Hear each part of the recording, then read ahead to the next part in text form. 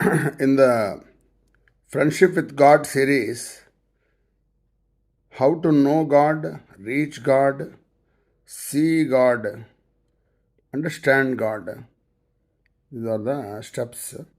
So we are listening in the audio book. Asking means just desiring in my heart and just adding word God and addressing that desire to Him. As my understanding level improved, I got a clear picture of God.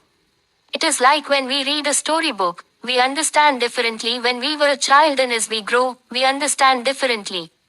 Which is right. So do we define God in the part 1 of this book, Introduction. Let us start all over again. Definition of God changed as I grew. The word, God, is a term used to describe a supreme being who is believed to be the creator and ruler of the universe. God is often described as being all-powerful, all-knowing, and all-good. Different religions have different beliefs about God, but there are some common themes. For example, most religions believe that God is the source of morality and that God loves and cares for humanity. Here are some of the attributes that are commonly associated with God.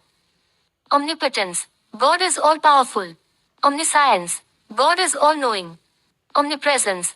God is present everywhere. Goodness. God is perfectly good. Love. God loves all of creation. Justice. God is just and fair. Mercy. God is merciful and forgiving. These are just some of the attributes that are commonly associated with God.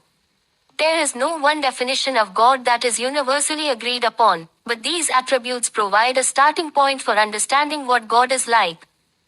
It is important to note that the existence of God is a matter of faith. There is no scientific evidence to prove or disprove the existence of God. Ultimately, each individual must decide for themselves whether or not they believe in God. 10. How people searched for God. When I was young, my definition of God is all-powerful. So I started asking for boons.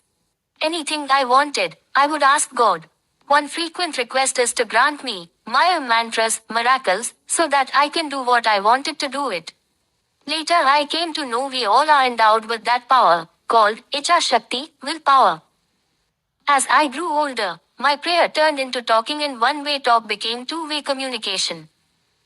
Then question arises, how do we know God is listening to our prayer? Since ages all artists searched for God. Painters saw God in the nature. Singers searched in music. In ancient India, Vedas, knowledge from Brahma, had a section called Samaveda, which is dedicated musical way of reaching God. Even today many schools of music have this method, and many great singers like Tyagaraja, Tansen found God in the music, which is called Nada Brahma, God of music. Primordial sound, Om, is accepted as Shabda Brahma by all ancient Hindus. It is not uncommon to see modern music concerts also where audience are lost or go berserk in ecstasy. Even painters, sculptors and many artists are in pursuit of bliss, which is possible when we realize our connectedness to God. Unless we have artistic taste, we cannot appreciate the art. Through the art, whichever form art belongs to, will connect the artist and art lover who has artistic taste. Same way, assume world is like a paint, which connects painter and art lover.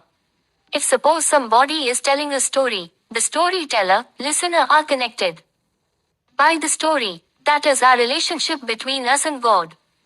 Thus artists, philosophers and many more people searched for God in different ways known to them. Some invented new ways. As God is everywhere in many forms, people found Him in many ways at many places in many forms using many techniques. In fact, finding God is not just seeing God, but experiencing Him. In Gita, Krishna says, I will give divine eyes, jnana or knowledge or wisdom, to see me. Like we cannot see electricity but see its effect as light in a bulb, like a moving blade in fan and a sound in music system. Ultimately we have to understand by our five senses and mind to experience God. 11. Does God listen to us? We all have inner voice, which tells us if we are doing something wrong. Some call it conscience, some call it consciousness. Many of us are told what is wrong and what is right when we are wrong. Many more, we know we do not want to do things which we do not want to be done, like being rude, abusing, hurting others etc. Once we do anything our conscience says, not to do. We may stop many times, but when we're angry or in a strong emotion, we may not listen to inner voice. Sometimes, we get some messages, during sleep, or subconscious.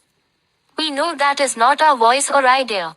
Many scientists reported they had intuition which promoted them to come out with a new out-of-the-box ideas which later worked out very well. Whatever we call it name, we or some of us think, it is God who is talking to us or giving us ideas. That is one proof many would accept that God listened to our prayer or problem or suggesting us the solution. But it can be debated or argued.